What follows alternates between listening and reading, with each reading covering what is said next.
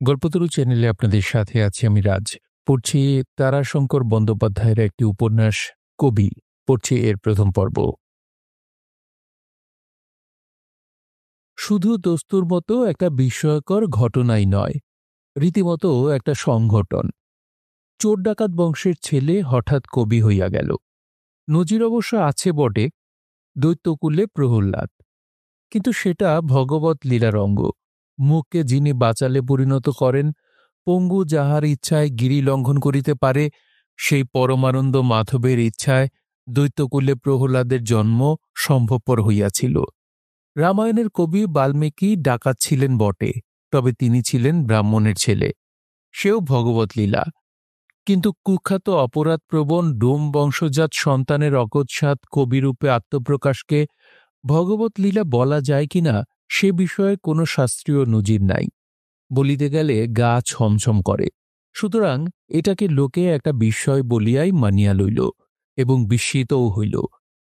গ্রামের ভদ্রজনেরা সত্যই বলিল, এ একটা বিস্ময়, রীতিমতো। অশিক্ষিত হরিজনরা বলিল, নিতাইচরণ তাক লাগিয়ে দিল রে বাবা। যে বংশে নিতাইচরণের জন্ম, সে বংশটি হিন্দু সমাজের প্রায় পতিততম স্তরের অন্তর্গত ডোম বংশ। তবে শহর অঞ্চলে ডোম বলিতে যে স্তরকে বুঝায়, ইহারা সে স্তরের নয়। এ ডোমেরা বাংলায় বিখ্যাত লাঠিয়াল। প্রাচীনকাল হইতেই বাহুবলের জন্য ইহারা ইতিহাস বিখ্যাত। ইহাদের উপাধিই হইল বীরবংশী। নবাবী পল্টনে নাকি একদা বীরবংশীরা বীরত্বে বিখ্যাত ছিল। কোম্পানির আমলে নবাবী আশ্রয়চ্যুত হইয়া দুর্ধর্ষ যুদ্ধ ব্যবসায়ীর দল পরিণত হয় ডাকাতে। পুলিশের ইতিহাস ডোম বংশের কীর্তিকলাপে পরিপূর্ণ। এই গ্রামের ডোম পরিবারগুলির প্রত্যেকের রক্তে রক্তে এখনও সেই ধারা প্রবাহিত। পুলিশ কঠিন বাদ দিয়াছে সেই প্রবাহের মুখে, লোহা দিয়া বাঁধিয়াছে। হাতকড়ি, লোহার গরাদে দেওয়া ফটক, ডান্ডা বেড়ির লোহা প্রত্যক্ষ। এছাড়া ফৌজদারি দণ্ডবিধির আইনও লোহার আইন। কিন্তু তবুও বাঁচিয়া বাঁচিয়া ছিদ্রপথে অথবা অন্তর্দেশে ফল্গুধারার মতো নিঃশব্দে অধীর গতিতে আজও সে ধারা বহিয়া চলিয়াছে। নিতাইয়ের মামা গৌর বীরবংশী অথবা গৌর ডোম এ অঞ্চলে বিখ্যাত ডাকাত। এই বৎসরখানেক পূর্বেই সে 5 বৎসর কালাপানি অর্থাৎ আন্দামানে থাকিয়া দণ্ড ভোগ করিয়া বাড়ি ফিরিয়া আসিয়াছে। নিতাইয়ের মাতামহ গৌরের বাপ শম্ভু বীরবংশী আন্দামানেই দেহ রাখিয়াছে। নিতাইয়ের বাপ ছিল সিঁধেল চোর, পিতামহ ছিল ঠ্যাঙারে। নিজের জামাইকেই নাকি সে রাতের অন্ধকারে পথিক হিসেবে হত্যা করিয়াছিল। জামাইমারির মাঠ এখান হইতে ক্রোশখানেক দূরে। ইহাদের ঊর্ধ্বতন পুরুষের ইতিহাস পুলিশ রিপোর্টে আছে। সে এক ভীতিপ্রদ রক্তাক্ত ইতিহাস। এই নিতাইচরণ সেই বংশের ছেলে।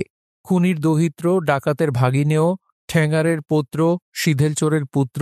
নিতাইয়ের চেহারায় বংশের ছাপ স্পষ্ট ও প্রত্যক্ষ। দেহ কঠিন পেশি, দীর্ঘ সবল, রং কালো রাত্রির অন্ধকারের মতো। শুধু বড় বড় চোখের দৃষ্টি তাহার বড় বিনীত, এবং সে দৃষ্টির মধ্যে একটি সকরুণ বিনয় আছে। সেই নিতাই অকস্মাৎ কবিরূপে আত্মপ্রকাশ করিল। লোকে সবিস্ময়ে তাহার দিকে ফিরিয়া চাহিল। নিতাই গৌরবের লজ্জায় অবনত হইয়া জড়হাতে সকরুণ দৃষ্টিতে মাটির দিকে চাহিয়া রহিল। তাহার সঙ্গে ঠোঁটের রেখায় ঈষৎ একটু লজ্জিত হাসি। ঘটনাটা এই গ্রামের প্রাচীন নাম অট্টহাস, 51 মহাপীঠের অন্যতম মহাপীঠ। মহাপীঠের অধিষ্ঠাত্রী দেবীর নাম মহাদেবী চামুণ্ডা। মাঘী পূর্ণিমায় চামুণ্ডার পূজা বিশিষ্ট একটি পর্ব। এই পর্ব উপলক্ষে এখানে মেলা বসিয়া থাকে। এই মেলায় চিরকাল জমজমাট কবিগানের পালা হয়। নটন দাস ও মহাদেব পাল দুজনে এই অঞ্চলে খ্যাতনামা কবিয়াল। ইহাদের গান এখানে বাঁধা। এবার সেই প্রত্যাশায় অপরাহ্ন বেলা হইতেই লোকজন জমিতে শুরু করিয়া সন্ধ্যা নাগাদ বেশ একটি জনতায় পরিণত হইয়াছিল। প্রায় 1000-1500 লোকের একটি সমাবেশ। সমারোহ করিয়া আসর পাতা হইয়াছিল। সন্ধ্যায় চারিদিকে 4টা পেট্রোম্যাক্স আলো জ্বালা হইল। কবিয়ালদের মধ্যে মহাদেবের দল আসিয়া আসরে বসিল, কিন্তু নটন দাসের সন্ধান মিলিল না। যে লোকটি নটনকে ডাকিতে গিয়াছিল সে ফিরিয়া আসিয়া বলিল, বাসাতে কেউ কোথাও নাই মশাই। লোক না, জন না, জিনিস না, পত্তর না, সব ভোবো করছে। কেবল শতরঞ্জিটা পড়ে রয়েছে, যেটা আমরা দিয়েছিলাম। শুনিয়া মেলার কর্তৃপক্ষ স্তম্ভিত এবং কিংকর্তব্য বিমূঢ় হইয়া গেল। লোকেরা হৈ হৈ করিয়া গোলমাল করিয়া উঠিল। কাজটা যে ঘোরতর অন্যায় হইয়াছে তাহাতে সন্দেহ নাই, তবু বলিতে হইবে যে নূতন দাসের দোষ নাই। গতবার হইতেই তাহার টাকা পাওনা ছিল।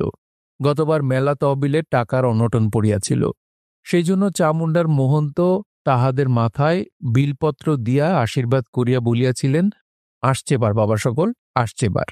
আসছেবার গাওয়ার আগেই তোমাদের 2 বছরের টাকা মিটিয়ে দেওয়া হবে। নোটন এবং মহাদেব বহুদিন হইতেই এ মেলায় গাওনা করে। এককালে এ মেলার সমৃদ্ধির সময় তাহারা পাইয়াছেও যথেষ্ট। সেই কৃতজ্ঞতা বা চক্ষুলজ্জাতেই গতবার তাহারা কিছু বলিতে পারে নাই। কিন্তু এবার আসিয়া নোটন যখন মহন্তকে প্রণাম করিয়া হাত পাতিয়া দাঁড়াইল, তখনও তিনি টাকার পরিবর্তে তাহার হাতে দিলেন তাজা টকটকে একটি জবা ফুল এবং আশীর্বাদ করিলেন, বেঁচে থাকো বাবা, মঙ্গল হোক। বলিয়াই তিনি প্রসঙ্গান্তরে মনোনিবেশ করিলেন। লোকজন অনেকেই সেখানে বসিয়াছিল, অধিকাংশই গ্রামের ভদ্রলোক। তাহাদের সঙ্গেই প্রসঙ্গটা আগে হইতেই চলিতেছিল। নোটন প্রসঙ্গটা শেষ হইবার অপেক্ষায় বসিয়া রহিল। মজলিসে আলোচনা হইতেছিল মেলার এবং মা চামুণ্ডার স্থানের আয় ব্যয় লইয়া। মহন্ত আয় এবং ব্যয়ের হিসাব সবিস্তারে বিবৃত করিয়া সিদ্ধান্ত করিয়া দিলেন যে মা চামুণ্ডার হ্যান্ডনোট না কাটিলে আর উপায় নাই।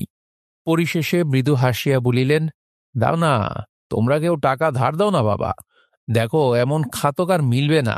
এই খাতকের কুবের খাজাঞ্চি। ধর্মের কাগজে কামনার কালিতে হ্যান্ডনোট লিখে নিয়ে অর্থ দিলে ওপারে মোক্ষ সুদ সমেত পরমার্থ কড়ায় গণ্ডায় মিটিয়ে পাবে। বলিয়া হা হা করিয়া হাসিয়া উঠিলেন। সঙ্গে সঙ্গে সকলেই হাসিল। নূতন দাসও হাসিল, তবে সে বুদ্ধিমান, সুতরাং তারপরেই মজলিস হইতে সরিয়া পড়িল। নূতনের বাসায় তখন নতুন একটা বায়না আসিয়া তাহার প্রতীক্ষা করিতেছিল। এখান হইতে 10 ক্রোশ দূরে একটা মেলা বসিতেছে, সেখানে এবার প্রচুর সমারোহ।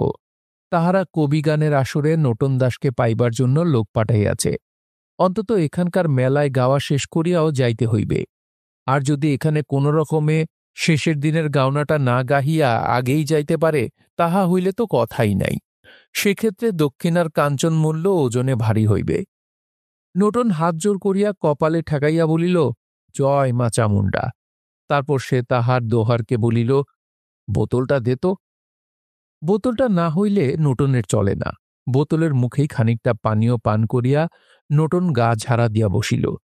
লোকটি নূতনের মুখের দিকে চাহিয়া বসিয়াছিল। সে বলিল, তাহলে ওস্তাদ, আমাকে একটা কথা বলে দেন। আমাকে আবার এই ট্রেনেই ফিরতে হবে। ট্রেনের তো আর দেরি নাই। নূতন হাসিয়া বলিল, আমি যদি কাল থেকেই গাওনা করি? লোকটা বিস্মিত চিন্তিত হইল, বলিল, আগে তাহলে এখানকার কি হবে? নূতন বলিল, নিজে শুতে পাচ্ছে সেই ভালো। শঙ্কর আর ভাবনা ভাবতে হবে না তোকে। আমি তাহলে টাকা কিন্তু বেশি নেব। লোকটা সৎসাহে বলিল, আচ্ছা বেশ, তা কবে যাবেন আপনি? হাজি, এখুনি তোর সঙ্গে, এই ট্রেনে। লোকটা উৎসাহিত হইয়া উঠিল, দক্ষিণে কিন্তু 15 টাকা রাত্রি। আগে তাই দেব। লোকটার উৎসাহের আর সীমা ছিল না, কিন্তু আগাম দিতে হবে। তৎক্ষণাৎ লোকটি একখানা 10 টাকার নোট বাহির করিয়া দিল, বলিল, এই বায়না, আর সেখানকার মাটিতে পা দিলেই বাকি টাকা কড়াক্রান্তি হিসেব করে মিটিয়ে দেব। নোটখানা ট্যাঁকে গুজিয়া নূতন উঠিয়া পড়িল। ঢুলি ও দোহারদের বলিল, ওঠ। লোকটাকে বলিল, টাকা মিটিয়ে নিয়ে বাসায় ঢুকব কিন্তু। তারপর সন্ধ্যার অন্ধকারে অন্ধকারে মাঠে মাঠে স্টেশনে আসিয়া মুখ ঢাকিয়া ট্রেনে উঠিয়া বসিয়াছে, এবং সে ট্রেনও চলিয়া গিয়াছে। ঘটনার এই শেষ। নূতন ভাগিয়াছে শুনিয়া অপর পাল্লাদার কবি মহাদেব আসরে বসিয়া মনে মনে আফসোস করিতেছিল। আজও পর্যন্ত নূতনের সহিত পাল্লায় কখনো সে পরাজয় স্বীকার করে নাই, কিন্তু আজ সে সর্বান্তকরণে নীরবে পরাজয় স্বীকার করিল। সঙ্গে সঙ্গে নূতনকে বেঈমান বলিয়া গালও দিল। তাহাকে বলিলে কি সেও যাইত না? আসরের জনতা ক্রমশ ধৈর্য হারাইয়া ফেলিতেছিল। সংবাদটা তখনও তাহাদের কাছে পরিষ্কার হয় নাই। অধীর শ্রোতার দল কলরবে একেবারে হাট বাঁধাইয়া তুলিয়াছে। অন্যদিকে একপাশে মেলার কর্তৃপক্ষ এবং গ্রাম্য জমিদারগণ নতুন প্রসঙ্গ আলোচনা করিতেছিলেন।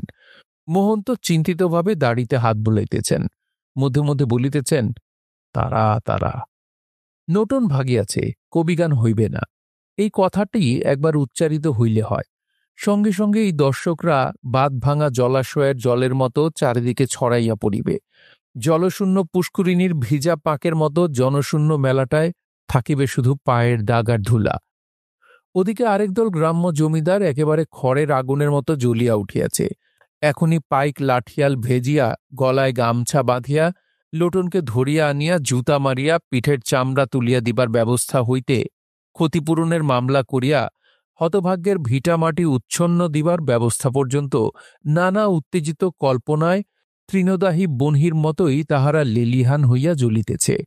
এই জমিদারের অন্যতম গঞ্জিকাসেবী ভূতনাথ। নামে ভূতনাথ হইলেও দক্ষ যজ্ঞনাশী বিরূপাক্ষের মতোই সে দুর্মম ও দুর্দান্ত।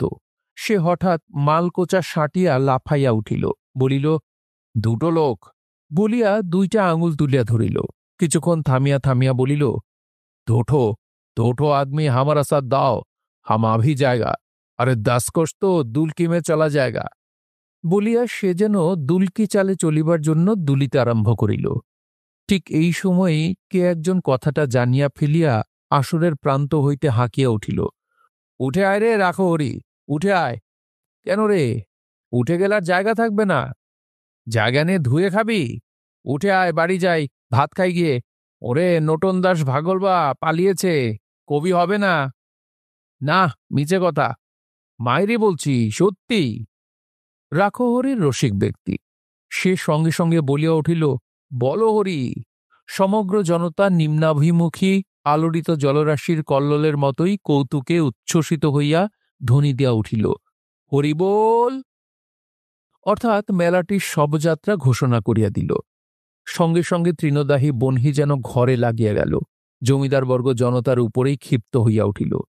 কে কে কে রে বেটা, ধরত বেটাকে, ধরত, হারামজাদা বজ্জাত, ধরত বেটাকে।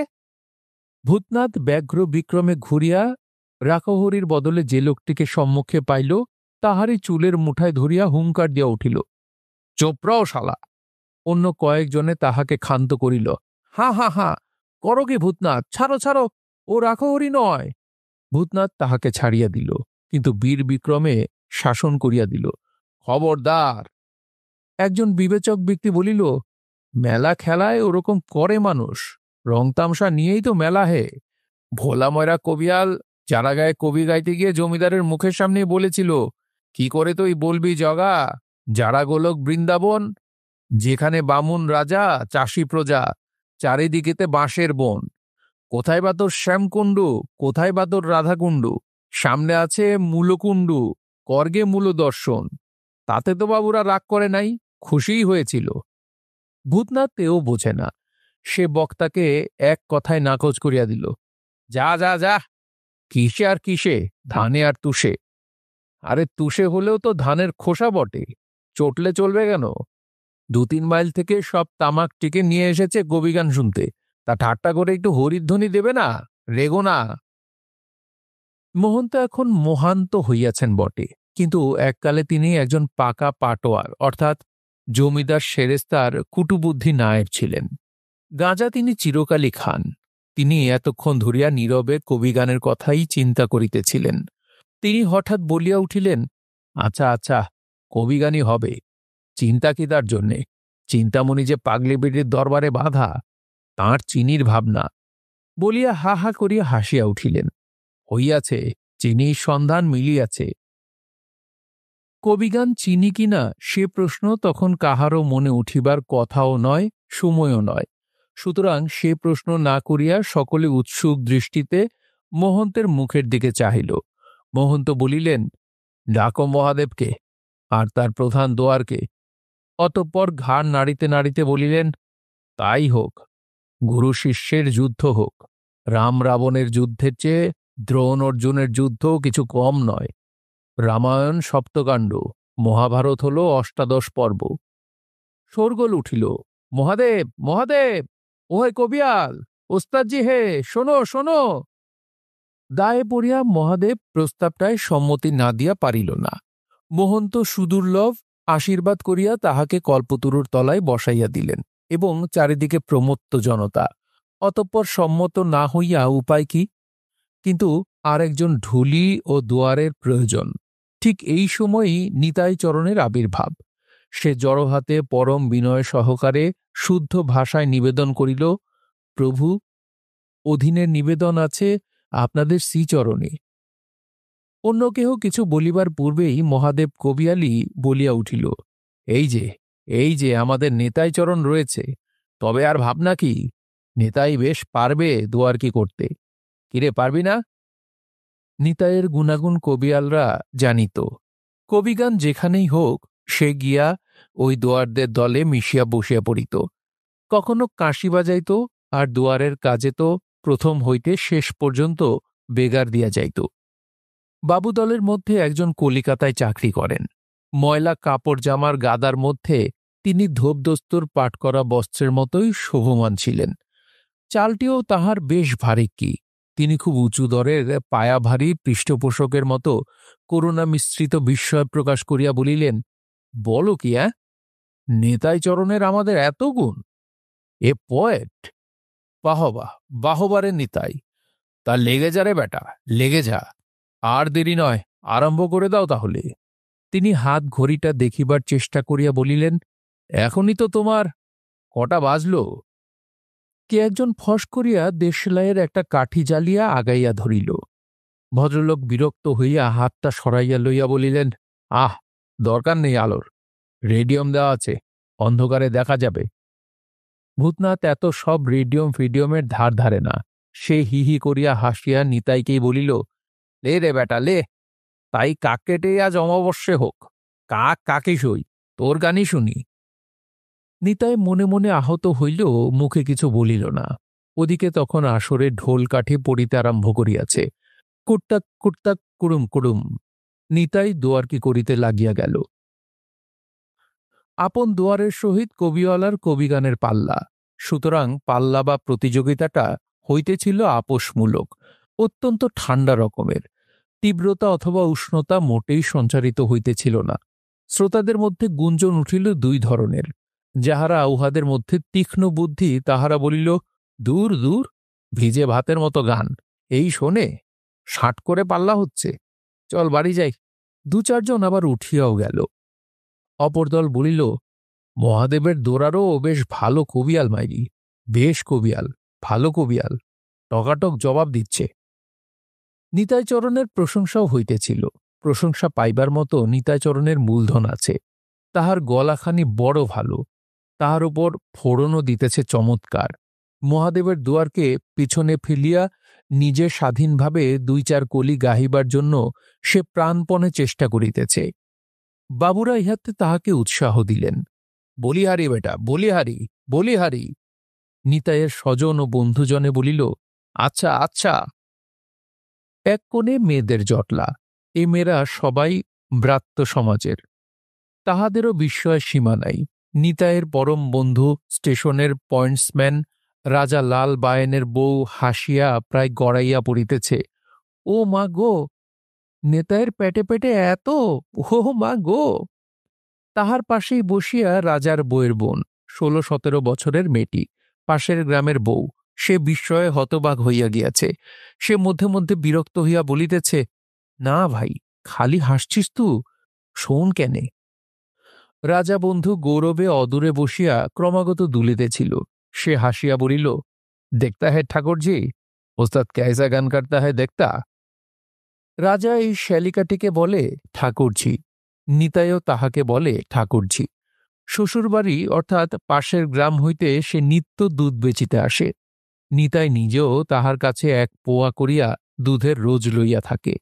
এই কারণেই মেয়েটির বিস্ময় এত বেশি।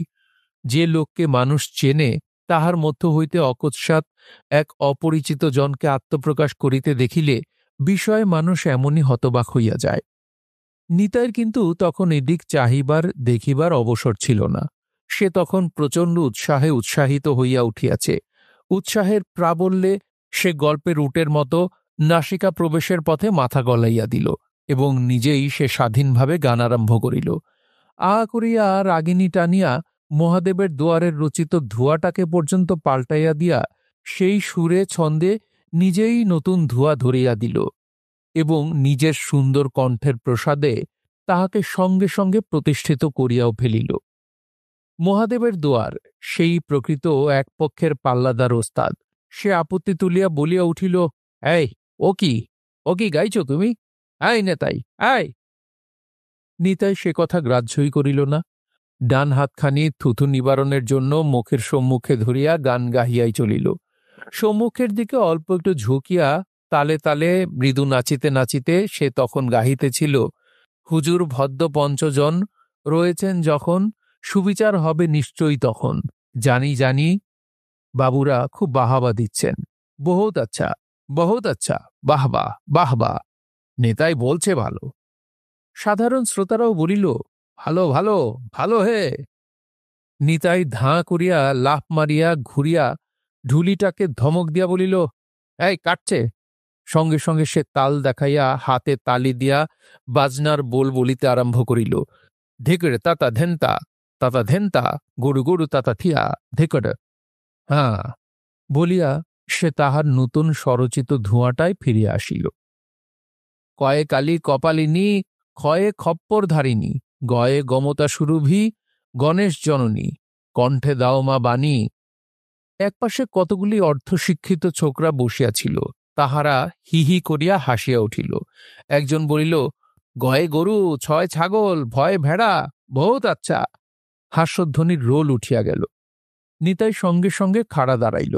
তারপর হাস্যধ্বনি অল্প শান্ত হইলে বলিল, বলি দোয়ারগণ। মহাদেবের দোয়ার রাগ করিয়া বসিয়াছিল, অপর কোনো দোয়ারও ছিল না। কেউই সাড়া দিল না। নিতাইও উত্তরের প্রত্যাশা না করিয়াই বলিল, দোয়ারগণ, গোমাতা শুনে সবাই হাসছে, বলছে গয়ে গরু, ছয়ে ছাগল, ভয়ে ভেড়া। ঢুলিরা এবার বলিল, হাঁ আচ্ছা বলিয়া সে ছড়ার সুরে আরম্ভ করিল, গোমাতা শুনিয়া সবে হাস্য করে, দীননিতাই চরণ বলছে জোড়ো করে। বলিয়া হাত দুইটি জড়ো করিয়া একবার চারিদিকে ঘুরিয়া লইল। বন্ধু রাজা পরম উৎসাহে বলিয়া উঠিল, বহুত আচ্ছা ওস্তাদ। কিন্তু নিতাই তখন চোখে স্পষ্ট করিয়া কিছু দেখিতেছিল না। রাজাকেও সে লক্ষ্য করিল না।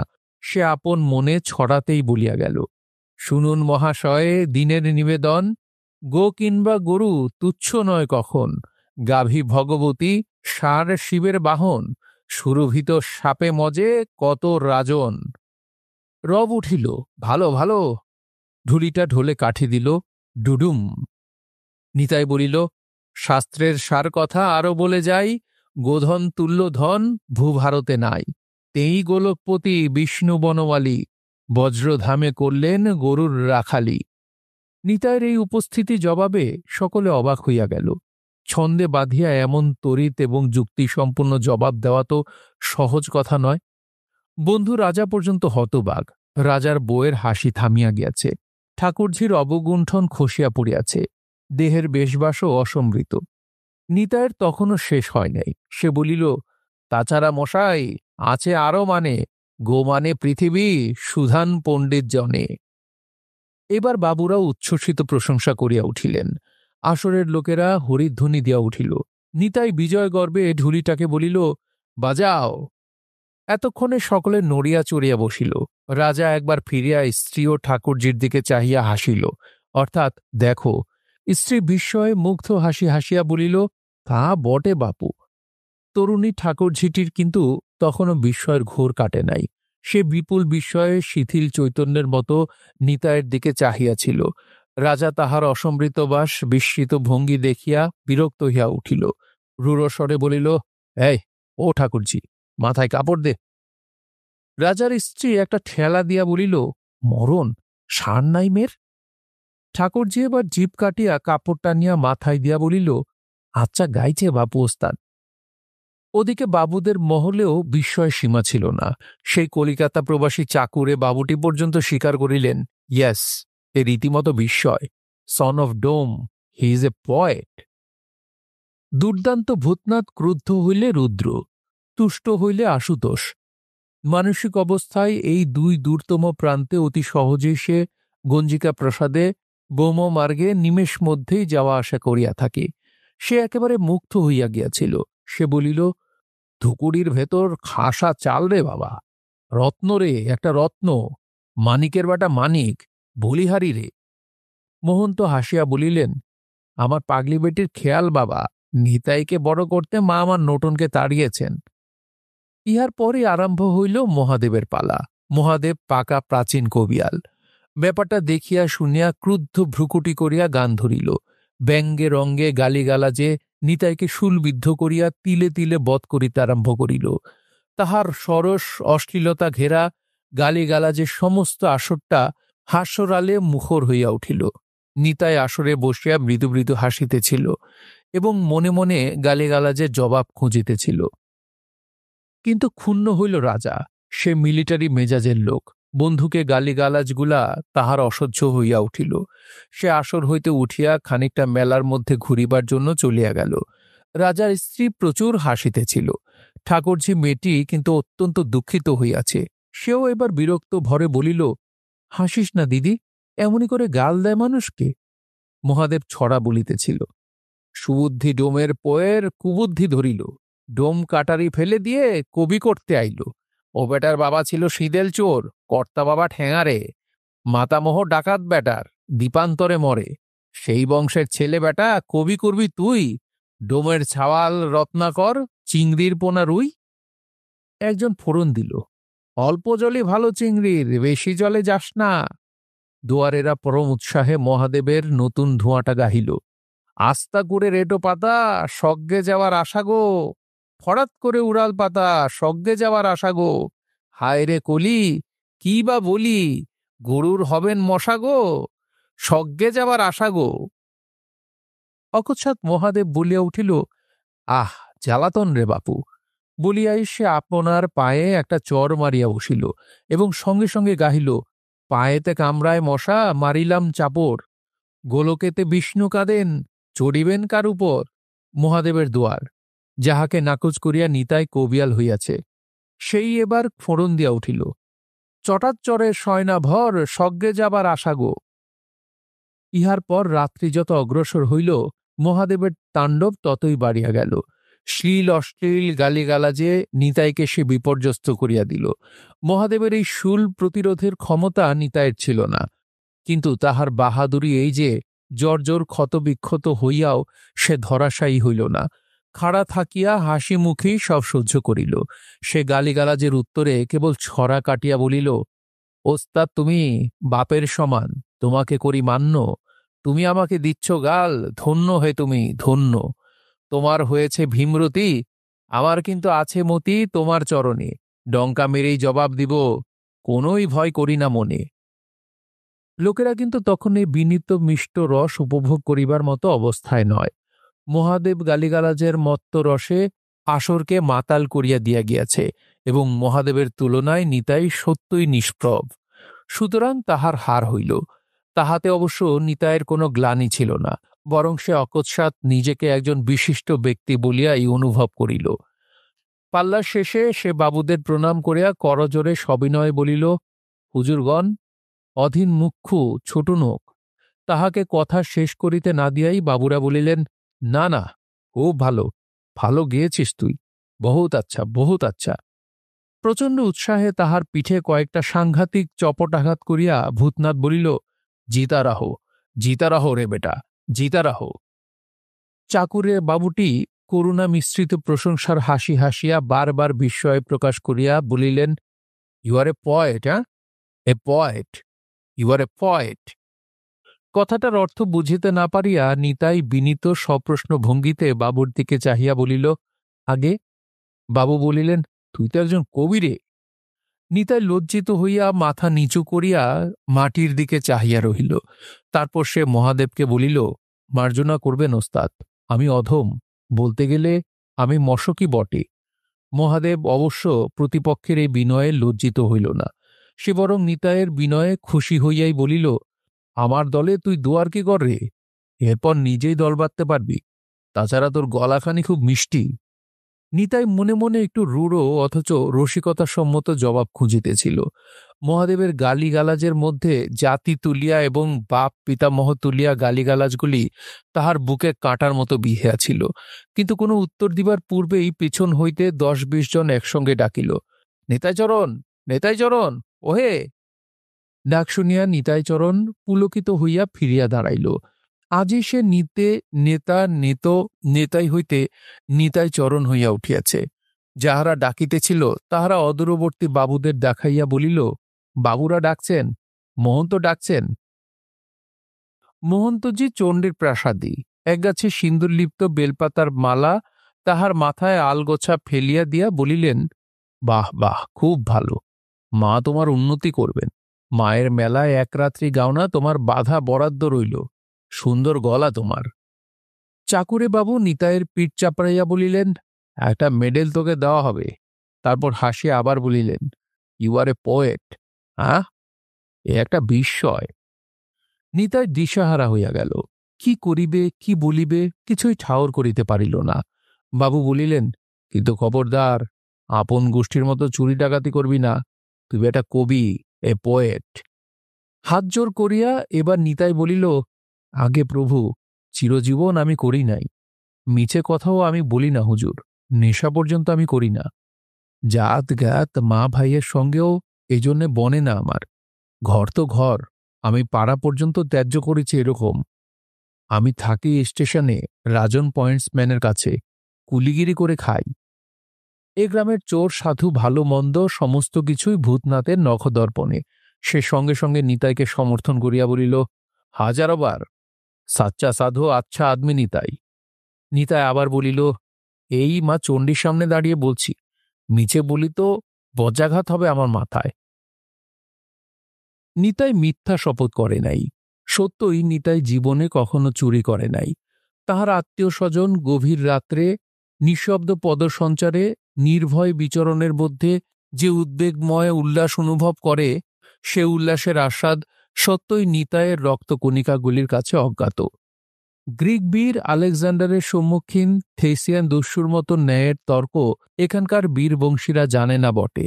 তবে নীতি ও ধর্মের কথা শুনিয়া তাহারা ব্যঙ্গ করিয়া হাসে, এবং নিতাইয়ের এত চৌর্যবৃত্তি বিমুখতার জন্য তাহারা তাহার মধ্যে আবিষ্কার করে একটি ভীরুতাকে, এবং তাহার জন্য তাহারা তাহাকে ঘৃণা করে। কেমন করিয়া যে এমন হইল তাহার ইতিহাস অজ্ঞাত। তাচ্ছিল্য ভরে কেহ লক্ষ্য করে নাই বলিয়াই সম্ভবত অলক্ষ্যে হারাইয়া গিয়াছে। তবে একটি ঘটনা লোকের চোখে বারবার পড়িয়াছিল, এবং ঘটনাটি লোকের চোখে এখনও ভাসে। রোজ সন্ধ্যায় নিতাইচরণ বইয়ের দপ্তর বগলে করিয়া কালীপড়া লণ্ঠন হাতে নাইট স্কুলে চলিয়াছে। স্থানীয় জমিদারের মায়ের স্মৃতিরক্ষার উদ্দেশ্যে প্রতিষ্ঠিত নৈশ বিদ্যালয়ে নিতাই পড়াশোনা করিয়াছিল। সেকালে ডোমপাড়ার অনেকগুলি ছেলেই পড়িত। ছাত্র সংগ্রহের উদ্দেশ্যে জমিদার একখানা করিয়া কাপড় দিবার ঘোষণার ফলেই বীরবংশীর দল ছেলেদের পাঠশালায় আনিয়া ভর্তি করিয়া দিয়াছিল। সঙ্গে সঙ্গে নিতাইও আসিয়াছিল। বৎসরের শেষে কাপড় লইয়া দ্বিতীয় ভাগের চোর বিনির গল্প পড়িবার পূর্বেই ডোমদের ছেলেগুলি পাঠশালা হইতে সরিয়া পড়িল। কেবল নিতাইই থাকিয়া গেল। নিতাই পরীক্ষায় ফার্স্ট হইয়াছিল বলিয়া কাপড়ের সঙ্গে একটা জামা ও একখানা গামছা এবং তাহার সঙ্গে একটা লণ্ঠন পাইল।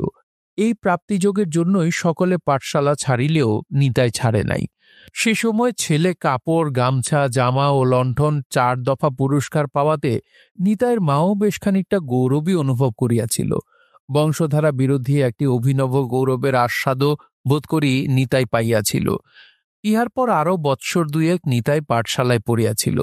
এই 2 বৎসরে পুরস্কার হিসেবে কাপড়, জামা, গামছা, লণ্ঠন ছাড়াও নিতাই পাইয়াছিল খান কয়েক বই, শিশুবোধ, রামায়ণ, মহাভারতের কথা, জানোয়ারের গল্প।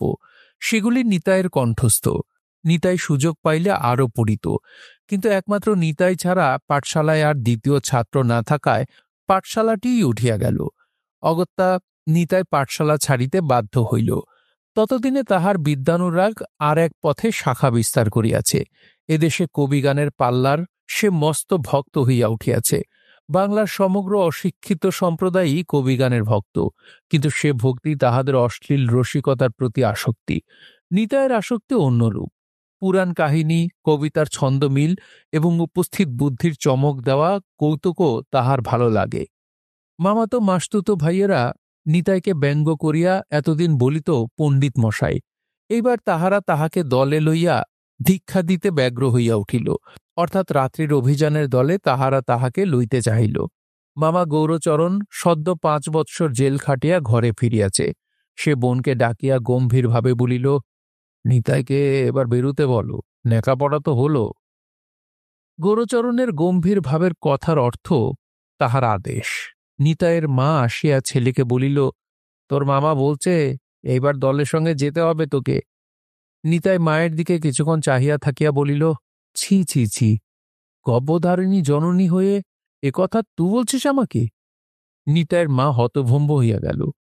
নিতাইয়ের মামা চোখ লাল করিয়া আসিয়া সম্মুখে দাঁড়াইল, বলিল, কি বলছিস মাকে, হচ্ছে কি? নিতাই তখনও পুরনো খাতাটায় রামায়ণ দেখিয়া হাতের লেখা অভ্যাস করিতেছিল। সে নির্ভয়ে বলিল, লিখছি। লিখছিস? গৌর আসিয়া খাতাটা ও বইখানার টান মারিয়া ছুড়িয়া ফেলিয়া দিল। নিতাইও সঙ্গে সঙ্গে উঠিয়া দাঁড়াইল। ধীরে ধীরে মামাকে অতিক্রম করিয়া সে খাতা ও বই কুড়াইয়া লইয়া নিজেদের পাড়া পরিত্যাগ করিয়া বাহির হইয়া পড়িল। গ্রাম খুঁজিয়া সেই দিনই সে ঘনশ্যাম গোসাইয়ের বাড়িতে মাহিন্দারি চাকুরিতে বহাল হইল। গোসাইজি বৈষ্ণব মানুষ, ঘরে সন্তানহীনা স্থূলকায়া গৃহিণী। উভয়েরই দুগ্ধপ্রীতি মার্জারের মতো। ঘরে 2টি গাই আছে। গাই 2টি এতদিন রাত্রে স্বেচ্ছামতো বিচরণ করিয়া প্রভাতে ঘরে আসিয়া দুধ দিত। কিন্তু ইদানিং কলিকাল অকস্মাৎ যেন পরিপূর্ণ কলিত্ব লাভ করিয়াছে বলিয়া গ্রামের লোকের গো ব্রাহ্মণে ভক্তি একেবারে বিলুপ্ত হইয়াছে। সেই কারণে তাহারা গাভী 2টিকে গত 2 মাসে 15 বার লোকে খোয়াড়ে দিয়েছে। বাধ্য হইয়া গোসাইজি গাভী পরিচর্যার জন্য লোক খুঁজিতেছিলেন। নিতাইকে পাইয়া বহাল করিলেন। নিতাইয়ের সহিত শর্ত হইল, সে গাভীর পরিচর্যা করিবে, বাসন মাজিবে, প্রয়োজন মতো এখানে ওখানে যাইবে, রাত্রে বাড়িতে প্রহরা দিবে। গোসাইজির সুদি কারবারে মূল 100 মণ ধান এখন 700 মণে পরিণত হইয়াছে। ঘরের উঠানেও একটি ধানের স্তূপ 12 মাস জড়ো হইয়াই থাকে। খাতকেরা রোজই কিছু কিছু ধান শোধ দিয়া যায়। গোসাইজি স্ফীতদর মরাই ও নিজের বিশীর্ণ দেহের দিকে চাহিয়া নিয়তই চিন্তায় পীড়িত হইতেছিলেন। বলিষ্ঠ যুবক নিতাইকে পাইয়া তিনি আশ্বস্ত হইলেন। নিতাই গোসাইজির বাড়িতেই বসবাস আরম্ভ করিল। দিন কয়েক পরেই, সেদিন ছিল ঘন অন্ধকার রাত্রি। গভীর রাত্রে গোসাই ডাকিলেন, নিতাই। বাহিরে খুটখাট শব্দে নিতাইয়ের ঘুম ভাঙিয়া গিয়াছিল। সে জাগিয়াই ছিল। সে ফিসফিস করিয়া বলিল, আগে আমি শুনেছি। গোলমাল করিস না, উঠে আয়। গোসাইজি অগ্রসর হইলেন। নিতাই শীর্ণকায় গোসাইজির অকুতভয়তা দেখিয়া শ্রদ্ধান্বিত হইয়া উঠিল। গোসাই আসিয়া নিঃশব্দে বাহিরের দুয়ার খুলিয়া বাহির হইলেন। বাহিরে 4 জন লোক, তাহাদের মাথায় বোঝাই করা 4টি বস্তা। ভারে উত্তেজনায় লোকগুলি হাঁপাইতেছে এবং থরথর করিয়া কাঁপিতেছে। দরজা খুলিতে এই নিঃশব্দের লোক 4 জন ঢুকিয়া উঠানের ধানের গাদার বস্তা 4টা ঢালিয়া দিল। রাত্রির অন্ধকারের মধ্যেও নিতাই ধানের সোনার মতো রং প্রত্যক্ষ করিল। লোকগুলিকেও সে চিনিল। তাহারা আত্মীয় কেহ না হইলেও প্রত্যেকেই খ্যাতনামা ধানচোর। সকালবেলাতেই জড়ো হাত করিয়া গোসাইজিকে নিতাই বলিল, প্রভু, আমি মশাই কাজ করতে পারব না। পারবি না? আগে না, 1 পয়সা মাইনে আমি দেব না কিন্তু। আর এ কথা প্রকাশ পেলে তোমার জান থাকবে না। নিতাই কথার উত্তর করিল না। তাহার কাপড় ও দপ্তর লইয়া সে বাহির হইয়া পড়িল। আসিয়া উঠিল গ্রামের স্টেশনে। স্টেশনের পয়েন্টসম্যান রাজা বায়েন তাহার বন্ধু। রাজা লাল একটু অদ্ভুত ধরনের লোক। বিগত মহাযুদ্ধের সময় তাহার ছিল তরুণ বয়স। সে ঘটনাচক্রে কুলি হিসাবে গিয়া পড়িয়াছিল মেসোপটেমিয়ায়। ফিরিয়া আসিয়া কাজ করিতেছে এই লাইট রেলওয়েতে। প্রাণখোলা দিলদরিয়া লোক। অনর্গল ভুল হিন্দি বলে। ঘড়ির কাঁটার মতো ডিউটি করে। বার 6-7 চা খায়। প্রচুর মদ খায়। ভীষণ চিৎকার করে। স্ত্রীপুত্রকে ধরিয়া ঠেঙায়। রাজার সঙ্গে নিতাইয়ের আলাপ অনেক দিনের, অর্থাৎ রাজার এখানে আসিবার পর হইতেই আলাপ। সে প্রায় 3 বৎসর আগের ঘটনা। নিতাই সেদিনও, অর্থাৎ প্রথম আলাপের দিনও স্টেশনে বেড়াইতে আসিয়াছিল। রাজার ছেলেটা ট্রেন আসিবার ঘণ্টা বাজিতেই হাঁকিতে শুরু করিয়াছিল, হট যাও, হট যাও, লাইনের ধারসে হট যাও। নিতাইয়ের বড় ভালো লাগিয়াছিল। সে প্রশ্ন করিয়াছিল, বাহারে, কাদের ছেলে হে তুমি? আমি রাজার ছেলে। রাজার ছেলে? কিয়া বাত, তবে তো তুমি যুবরাজ। রাজা ছিল কাছেই। সে নিতাইয়ের কথা শুনিয়া হাসিয়াই সারা। সঙ্গে সঙ্গে সে নিতাইয়ের সঙ্গে আলাপ জমাইয়া ফেলিয়াছিল। ট্রেন চলিয়া যাইতেই রাজা নিতাইকে ধরিয়া লইয়া একেবারে তাহার কোয়ার্টারে আনিয়া হাজির করিয়াছিল। স্ত্রীকে বলিল, আমার বন্ধু নোক, উমদা আদমি, ফটকেটাকে বলে রাজার বেটা যুবরাজ। বলিয়া সে কি তাহার হা হা করিয়া হাসি। নিতাই উৎসাহ ভরে কবিয়ালদের নকল করিয়া গালে হাত দিয়া মুখের সম্মুখে অপর হাতটি রাখিয়া ঈশ্বর ঝুঁকিয়া রামায়ণ স্মরণ করিয়া গান ধরিয়াছিল। তেজার বেটা মহাতেজা, খায় সে খাস্তা খাস্তা গজা, বিদিত ভূমণ্ডলে। রাজা লাফ দিয়া ঘরের ভিতর হইতে তাহার পৈতৃক ঢোল ও তাহার নিজের কাশি বাহির করিয়া আনিয়া নিজে লইয়াছিল ঢোলটা, ছেলেটার হাতে দিয়াছিল কাশিটা। ওই কাশিটা রাজার বাবা রাজাকে কিনিয়া দিয়াছিল মহেশপুরের মেলায়। সেদিন দ্বীপ্রহরেই কবিগান জমিয়া উঠিয়াছিল রাজার ঘরে। নিতাই রাজার ছেলেকে যুবরাজ বলিয়াই ক্ষান্ত হয় নাই। রাজার পরিবারের দিকে ফিরিয়া গাহিয়াছিল, রাজার ঘরের ঘরণী যিনি, তিনি মহামান্য রানী, তিনি খান বড় বড় ফেনি, সর্বলোকে বলে। কবিগানের পাল্লার পর চণ্ডীমায়ের প্রসাদে সিন্দুর মাখানো শুকনো বেলপাতার মালা গলায় দিয়া নিতাই মেলা হইতে বাড়ি ফিরিতেছিল রাজদত্ত মাল্যকণ্ঠে সেকালের দিগ্বিজয়ী কবিদের মতো। যেন একটা ভাবের নেশার ঘোরের মধ্যে পথ চলিতেছিল। মনে মনে সে বেশ অনুভব করিতেছিল যে সে একজন বিশিষ্ট ব্যক্তি, সে একজন কবি। সমস্ত পথটা তাহার আত্মীয় স্বজন, যাহারা এতদিন তাহার সঙ্গে কোনো সম্পর্কই রাখিত না, আজ তাহারা তাহাকে ঘিরিয়া কলরব করিতে করিতে সঙ্গে আসিতেছিল। তাহাদের কলকোলাহল কিছুই কিন্তু তাহার কানে আসিতেছিল না। রাজা আসিতেছিল তাহার গা ঘেঁষিয়া। ওস্তাদের গৌরবে বুক তাহার ফুলিয়া উঠিয়াছে।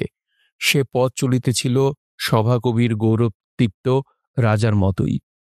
অনর্গল সে লোকজনকে সাবধান করিতেছিল, হট যাও, হট যাও, ইতনা নগিচ মে কেউ আতা হে, হট যাও। উৎসাহের প্রাবল্যে আজ তাহার ভুল হিন্দি বলার মাত্রা বাড়িয়া গিয়াছে। রাজার স্ত্রী ও ঠাকুরজি একটু পিছনে আসিতেছিল। নিতাইয়ের আত্মীয়দের সহিত রাজার বউ গলগল করিয়া বকিতেছিল, তোমরা তোমা তাড়িয়ে দিয়েছিলে, এই তো স্টেশন, তোমাদের বাড়ির দুয়ার থেকে দেখা যায়, কই কোনোদিন নেতাইয়ের খোঁজ করেছ? ঠাকুরজি মেয়েটি অন্ধকারের মধ্যে ভীরু দৃষ্টি মেলিয়া যে যখন কথা বলিতেছিল তাহার মুখের দিকে চাহিতেছিল। পাশের গ্রামে তাহার শ্বশুরবাড়ি। মেলা উপলক্ষে সে আজ দিদির বাড়ি আসিয়াছে। রাত্রে এইখানে থাকিবে, ভোরে উঠিয়া চলিয়া যাইবে। তাহার বড় ইচ্ছা হইতেছিল ওস্তাদকে কয়টি কথা বলিতে। তুমি এত সব কি করে শিখলে? দিদির ঘরে গায়েন করতে, আমরা হাসতাম। বাবা, এত নোকের ছামুতে অত বড় কবিয়ালের সঙ্গে, বাবা! কল্পনা মাত্রেই রাত্রির অন্ধকার আবরণের মধ্যে অপরের অজ্ঞাতে মধ্যে মধ্যে তাহার দৃষ্টি বিস্ময়ে বড় হইয়া উঠিতেছিল। চণ্ডীতলা হইতে ডোমপাড়ার ভিতর দিয়াই স্টেশনের পথ। নিতাইয়ের কয়েকজন আত্মীয় আজ তাহাকে আহ্বান করিল, বাড়ি আয়। নিতাইয়ের মা এখানে আর থাকে না। সে তাহার কন্যাকে আশ্রয় করিয়া গ্রামান্তরে জামাইয়ের বাড়িতে থাকে। জামাই এ অঞ্চলের বিখ্যাত দাঙ্গাবাজ লাঠিয়াল। রাত্রে ডাকাতি করে, গোপনে মদ চোলাই করিয়া বিক্রয় করে, ভাঙা ঘরে বসিয়া পাকি মদ খায় ও শের দরুনে মাছ কেনে। নিতাইয়ের মা শুধু ভাতের জন্য নয়, ওই পাকি মদ ও মাছের প্রলোভনেই সেখানে এখন বাস করিতেছে। নিতাই একবার নিজের ভাঙা ঘরটার দিকে চাহিয়া একটু হাসিল, বলিল, না, আমার আস্তানাতেই যাই। ঠিক এই মুহূর্তটিতেই একটা রূঢ় কণ্ঠের কয়েকটা কঠিন কঠিন বাক্য অতি অতর্কিতে কোনো নিষ্ঠুর হাতের ছোঁয়া কয়েকটা পাথরের টুকরার মতো নিতাইকে আসিয়া আঘাত করিল। আয় শুয়ার, যাবি কোথা, দাঁড়া। এ তাহার মামার কণ্ঠস্বর। মামা এখানকার কুলাধিপতি, তাহাদের স্বজাতিদের নৈশাভিযানের দলপতি দর্দণ্ড প্রতাপ। নিতাই চমকিয়া উঠিল। পাড়ার গলিমুখ হইতে মামা নামিয়া আসিয়া তাহার সামনে দাঁড়াইল প্রহ্লাদের সম্মুখে হিরণ্যকশিপুর মতো, এবং খপ করিয়া তাহার টুটি টিপিয়া ধরিয়া বলিল, তোর বাবাকে দাদাকে গাল খাওয়ালি খাওয়ালি, আমার বাবাকে দাদাকে গাল খাওয়ালি কেন আসরের মধ্যিখানে, শুয়োরের বাচ্চা শুয়োর। এক মুহূর্তে হতভম্ব হইয়া গেল সকলে, রাজন পর্যন্ত। লোহার তালা ওই হাতের মোচড়ে মট করিয়া ভাঙ্গিয়া যায়। নিতাইয়ের শ্বাস রুদ্ধ হইয়া আসিতেছিল, কিন্তু সে কবিগান করিলেও ওই মামারই ভাগিনেও, ওই বংশেরই সন্তান। দেহে শক্তি তাহারও কম নয়, তার উপর প্রথম জোয়ান বয়স। সে দুই হাত দিয়া মামার হাতখানি টানিয়া ধরিল। পরমুহূর্তে রাজন আগাইয়া আসিল। ছোড়ো। মামার হত্যা করিবার সংকল্প ছিল না, ইচ্ছা ছিল শাসনের। তাই নিতাইয়ের গলা ছাড়িয়া দিয়া বলিল, যা, আর এ পাড়ার পথ মারাবি না। মহাদেব কবিয়াল ওই একটা কথা ঠিক বলেছে, আস্তাগুড়ে রটো এটো, পাতার স্বর্গে যাবার আশা গো। বলিয়া সে যেমন অতর্কিতে আসিয়াছিল তেমনি চকিতে ছাড়িয়া দিয়া চলিয়া গেল। সমবেত লোকগুলি স্তব্ধ হইয়াছিল, স্তব্ধ হইয়াই রহিল। রাজন শুধু চিৎকার করিতে চেষ্টা করিল, ই কা হে, ই কা বাত, ক্যা মক্কে মূল্য হ্যাঁ। পাড়ার ভিতর হইতে আর একটা হুঙ্কার আসিল, যা যা, চেঁচাস না রে বেটা কুলি। নিতাই রাজনের হাত চাপিয়া ধরিল, বলিল, রাজন চুপ করো, চলো, ই আমার পাপ ভাই, চলো। বলিয়া হাসিয়া বলিল, আজ থেকে অকুলে ভাসলাম, যে অকুলে তুমিই আমার ভেলা। রাজন তাহার হাত দুইটি চাপিয়া ধরিয়া গদগদ কণ্ঠে বলিল, তুমি সাচ্চা আদমি ওস্তাদ। নিতাই আবার একটু হাসিল। পেছনে ফসফস করিয়া কাঁদিতেছিল ঠাকুরঝি। রাজার স্ত্রী বলিল, মরণ, কাঁদছিস কেন এলো? ভিড় তখন কমিয়া গিয়াছে, সঙ্গের লোকজন আপন আপন বাড়িতে ঢুকিয়া পড়িয়াছিল। নিতাই ও রাজার পরিবারবর্গ কেবল স্টেশনের পথে চলিল। কোয়ার্টারে আসিয়া রাজা বলিল, কুছ খালেও ভাই ওস্তাদ। নিতাই বলিল, গান শুনবে ভাই রাজন? ভালো গানের কলি এসেছে মনে, শুনবে? রাজন বলিল, ঠেরো, ঢোলটো। নিতাই হাত চাপিয়া ধরিল, না, শুধু গান। বলিয়াই তাহার সুমিষ্ট কণ্ঠস্বর ঈষৎ চাপিয়া গাহিল, আমি ভালোবেসে এই বুঝেছি, সুখের সার সে চোখের জলে রে। তুমি হাসো, আমি কাঁদি, বাঁশি বাজুক কদম তলে রে। রাজন বলিল, বাহ বাহ বাহ, উস্কা বাত। নিতাইয়ের চোখ দিয়া জল গড়াইতেছিল। সে জল মুছিতে মুছিতে বলিল, আর নাই। তারপর সে সঙ্গে সঙ্গেই বিছানায় গড়াইয়া পড়িল। মনের মধ্যে অনেক কথা। মামার হাতে লাঞ্ছনার কথাটা তাহার কাছে খুব বড় নয়। মামার কাছে অনেক লাঞ্ছনাই সে ভোগ করিয়াছে, ওটা তাহার অঙ্গের ভূষণ। ও ছাপাইয়া সে ভাবিতেছিল কবিগানের কথা, বিশেষ করিয়া এই অঞ্চলের প্রসিদ্ধ কবিয়াল তারণ মণ্ডলের কথা। তারণ কবি যে আসরে গান করিয়াছে, সে আসরে কত লোক, হাজারে হাজারে, কাতারে কাতারে। সে যেবার প্রথম তারণ কবির গান শোনে, সেবারকার সে ছবি এখনো তাহার মনে জলজল করিতেছে। এই চণ্ডীমায়ের মেলাতেই সে কি জনতা, আর সে কি গোলমাল! তখন মেলারও সে কি জাঁকজমক! 4-5টা চাপরাশি তখন মেলার শান্তি শৃঙ্খলা রক্ষার জন্যে বাহাল করা হইত। তাহাদের সঙ্গে থাকিত বাবুদের দারোয়ান এবং 2-4 জন বাবু। তবু সে কি গোলমাল! নিতাইর স্পষ্ট মনে পড়িল, কলরব মুখর জনতা মুহূর্তে স্তব্ধ হইয়া গেল। আলোকোজ্জ্বল আসরের মধ্যে তখন তারণ কবি আসিয়া দাঁড়াইয়াছে। এই লম্বা মানুষটি, পাকা চুল, পাকা গোঁফ, কপালে সিঁদুরের ফোঁটা, বুকে সারি সারি মেডেল, লাল চোখ। তারণ কবির আবির্ভাবেই সব চুপ হইয়া গিয়াছিল। আসরের একদিকে বেঞ্চ পাতিয়া গ্রামের বাবুরা বসিয়াছিল, তাহারা পর্যন্ত চুপ করিয়া গিয়াছিল। আর সে কি গান! তারপর হইতে আশেপাশে যখন যেখানে তারণ কবির গান হইয়াছে, সেইখানেই সে গিয়াছে। একবার ভিড়ের মধ্যে হাত বাড়াইয়া সে তারণ কবির পায়ের ধুলাও লইয়াছিল। তখন হইতে তাহার সাত কবিয়াল হইবে। ইচ্ছা ছিল তারণ কবির দলে দোয়ারকি করিয়া সে কবিগান শিখিবে, কিন্তু তারণ মরিয়া গেল। মদ খাইয়াই নাকি তারণ মরিয়াছে। তারণ কবির ওই একটা বড় দোষ ছিল, ভীষণ মদ খাইত। আসরেই তাহার বোতল গ্যালাস থাকিত। সকলের সম্মুখেই সে মধ্যে মধ্যে জল বলিয়া মদ খাইত।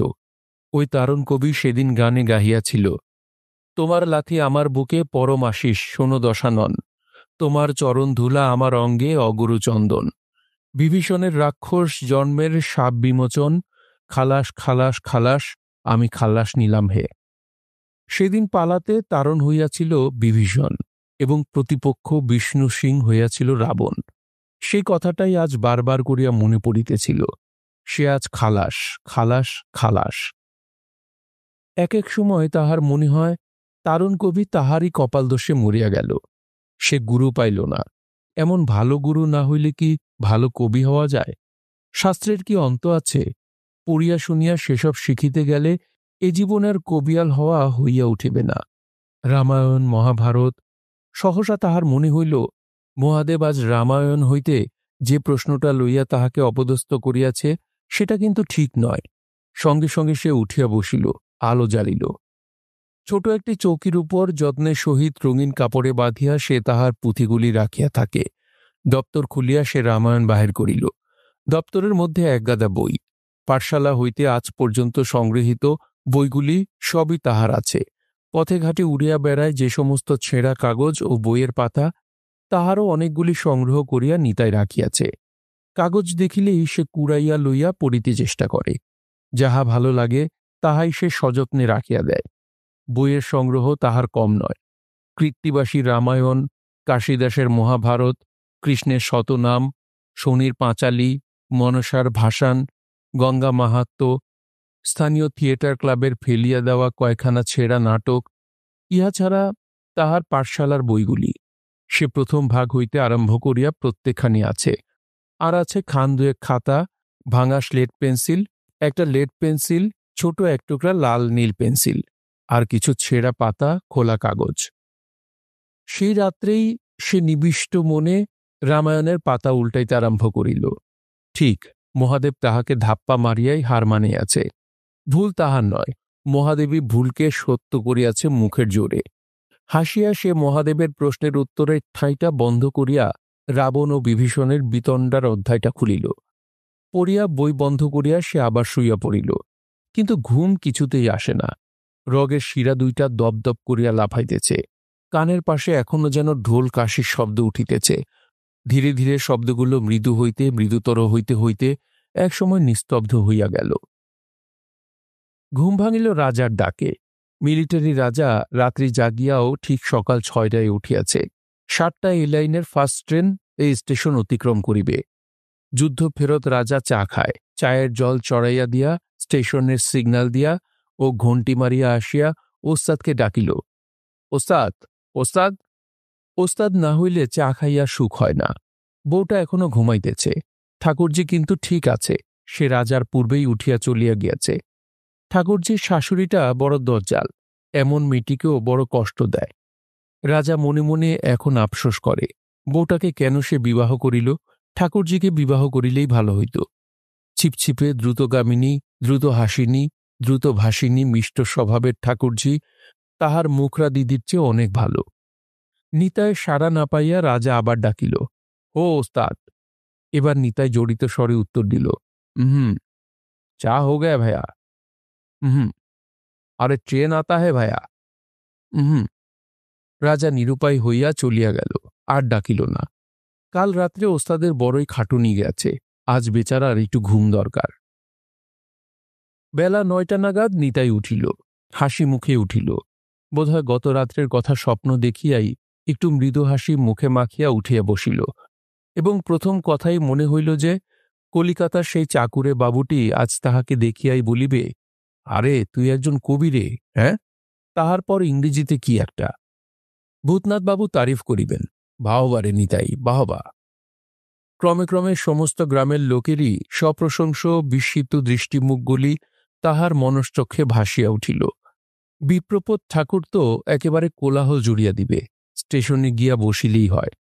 এই 9:30টার ট্রেনেই বিপ্রপদ মারফত তাহার কবি খ্যাতি একেবারে কোটোয়া পর্যন্ত আজই পৌঁছিয়া যাইবে। বাসি দুধ, চা, চিনি ঘরেই আছে, তবু সে আজ ঘরে চা তৈয়ারি করিল না। চায়ের মগটি হাতে করিয়া শিথিল মন্থর পদক্ষেপে স্টেশন স্টলে আসিয়া উপস্থিত হইল, মুখে সেই মৃদু হাসি। বিপ্রপদ হৈ হৈ করিয়া উঠিল, এই এই, চোপ, সব চোপ। তারপর তাহাকে সম্বর্ধনা করিয়া বলিল, বলিহার বেটা বলিহার, জয় রামচন্দ্র। কাল নাকি সত্যি সত্যি লঙ্কাকাণ্ড করে দিয়েছি শুনলাম, ভেলারে বাপ কপিবর।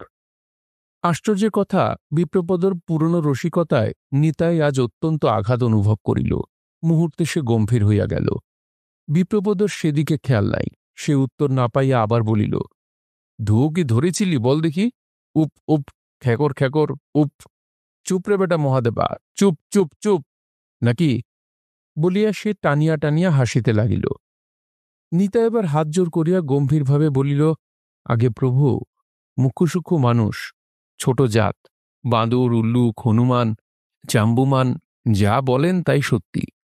বলিয়াই সে আপনার মগটি বাড়াইয়া ভেন্ডার বেনে মামাকে বলিল, ওই গো দোকানের মাসায়, চা দেন দেখি। সঙ্গে সঙ্গে সে পয়সা দিবার জন্যে খুঁট খুলিতে আরম্ভ করিল। দোকানি বেনে মামা মগে চা ঢালিয়া দিয়া বলিল, মাতুল না বলে দোকানি বলেছিস, সম্বন্ধ ছাড়ছিস নাকি নিতাই? নিতাই কথার উত্তর দিল না। বেনে মামাই বলিল, না, কাল নেতাই আমাদের আচ্ছা গান করেছে, ভালো গান করেছে, সে যাই বলুন আপনি। বিপ্রপদ তাড়াতাড়ি একটু ঘুঁটে লইয়া একটা ছিদ্র করিয়া তাহাতে দড়ি পড়াইতে পড়াইতে বলিল, তার জন্যে কপিবরকে একটা মেডেল দেব। কিন্তু তাহাকে সে অবসর না দিয়াই নিতাই চায়ের মগটি হাতে উঠিয়া চলিয়া গেল। ওদিকে 9:30টার ট্রেন প্ল্যাটফর্মে আসিয়া পড়িয়াছে। বিপ্রপদ ও বেনে মামা মনে করিল নিতাই বোধহয় মোটের সন্ধানে গেল। কিন্তু প্ল্যাটফর্ম হইতে রাজা হাঁকিতেছিল, ওস্তাদ ওস্তাদ। সাড়া না পাইয়া রাজা নিজেই ছুটিয়া আসিল। বেনে মামা বলিল, এই তো উঠে গেল, প্ল্যাটফর্মে নাই। এদিক ওদিক চাহিয়া রাজার নজরে পড়িল গাছপালার আড়ালে আড়ালে নিতাই চলিয়াছে বাসার দিকে। সে ছুটিয়া গিয়া তাহাকে ধরিল। গাঁওকে একটো মোটে ভাইয়া, একটো বেগ আর একটো ছোট সে বিস্তারা। নিতাই ঘাড় নাড়িয়া বলিল, না, আরে বড়বাবুকে জামাই, উমদা বকশিস মিলেগা, তো আনা তো জরুর। না। क्या? তবিয়ত কুছ খারাপ হ্যায়? না। তব? রাজা বিস্মিত হইয়া গেল। নিতাই গম্ভীরভাবে বিষণ্ণ মৃদু হাসিয়া বলিল, কুলিগিরি আর করব না রাজন। রাজা এবারে বিস্ময়ে হতবাক হইয়া গেল। শুনছিলেন তারাশঙ্কর বন্দ্যোপাধ্যায়ের উপন্যাস কবি। পড়ছিলাম এর প্রথম পর্ব। উপন্যাসটি আপনাদের কাছে কেমন লাগছে অবশ্যই কমেন্ট করে আমাদেরকে জানাবেন। ভালো লাগলে একটি লাইক করবেন, চাইলে শেয়ার করতে পারেন। সবাই ভালো থাকবেন, সুস্থ থাকবেন এবং গল্পতরুর সঙ্গেই থাকবেন। ধন্যবাদ।